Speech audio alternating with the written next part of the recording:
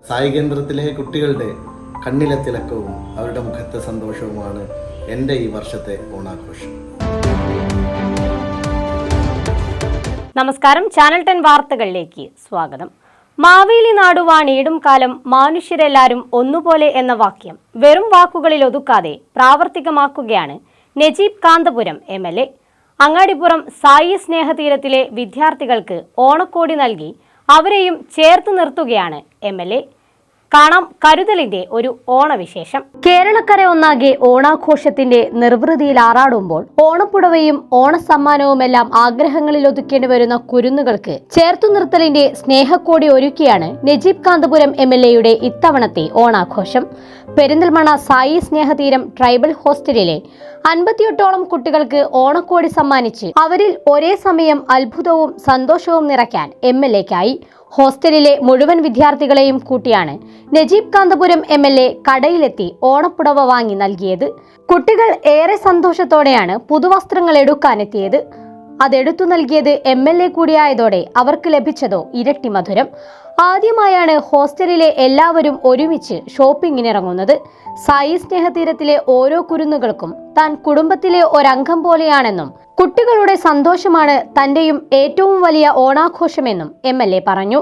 ഈ ഓണത്തിന് എനിക്കൊരു വിശേഷമുണ്ട്. അത് ഈ ഓണത്തിൻ്റെ ഓണപ്പുടവ തീർച്ചയായിട്ടും കുട്ടികൾ കാത്തിരിക്കുന്ന ഓണക്കോടി അവർക്ക് സന്തോഷപൂർവ്വം ഒരു ടെക്സ്റ്റൈൽസിൽ പോയി ആ ടെക്സ്റ്റൈൽസിൽ നിന്ന് അവർ നേരിട്ട് കൊണ്ടുപോയി വാങ്ങിക്കൊടുക്കാൻ കഴിഞ്ഞു എന്നുള്ളത് ഏറ്റവും വലിയ അഭിമാനവും സന്തോഷമായിട്ട് ഞാൻ കാണുകയാണ്.